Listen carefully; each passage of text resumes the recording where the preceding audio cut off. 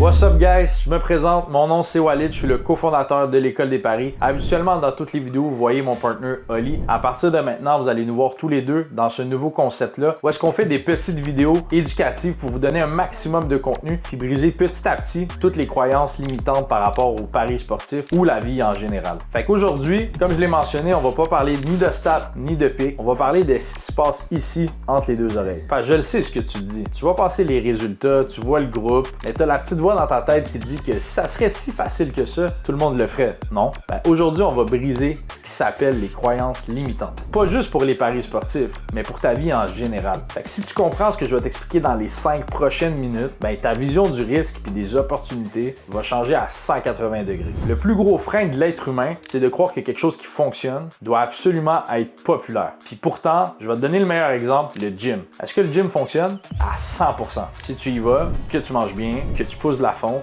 c'est sûr que tu vas avoir des résultats. Parce que c'est une science qui est exacte. Maintenant, je t'invite à regarder autour de toi. Est-ce que c'est 100% des gens qui vont au gym? Est-ce que 100% des gens sont en shape? La réponse, c'est non. Puis je te pose la question, pourquoi? Parce que c'est dur. Parce que ça demande de la discipline. Parce que la plupart des gens préfèrent dire que c'est de la génétique ou que, lui, il prend des stéroïdes, plutôt que d'admettre qu'eux-mêmes font pas d'efforts.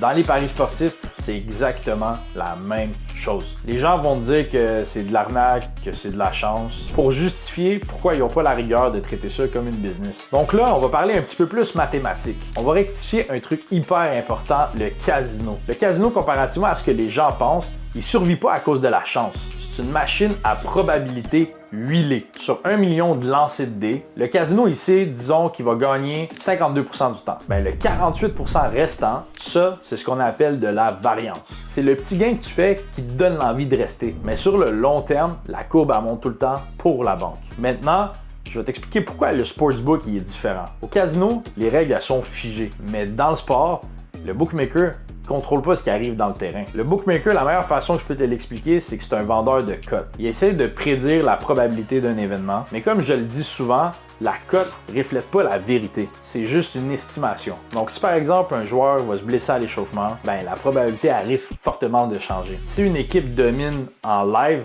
mais qu'elle a toujours pas scoré, ben la cote elle va monter, alors que la probabilité réelle de marquer, ben elle va rester haute. C'est exactement dans ces moments-là qu'on intervient. On va pas parier sur une équipe, on va parier sur l'erreur de prix que le bookmaker vient de faire. On va chercher l'écart entre la probabilité réelle puis celle que le bookmaker va nous afficher. La croyance limitante, je vais te le dire, c'est quoi? C'est de penser que le pari sportif, c'est un jeu d'hasard. Si tu paries comme le parieur du dimanche, ben c'est sûr que c'est du hasard. Mais si tu joues avec un modèle, une gestion de ton bankroll, puis une analyse des probabilités, ben rendu là, c'est de l'investissement à haut rendement. Les gens, ils voient les résultats, mais ils bougent pas parce qu'ils ont peur de l'inconnu. Ils préfèrent rester dans le confort de ce qu'ils connaissent, même si ce qu'ils connaissent, ben ça les rend même pas riches. Briser une croyance limitante, c'est d'accepter que c'est pas parce que la majorité vont échouer que le système y est mauvais. Puis c'est souvent parce que la majorité ne suit pas le bon processus. Ce groupe-là, c'est pas pour ceux qui veulent gambler leur paye du vendredi. C'est pour ceux qui veulent comprendre la game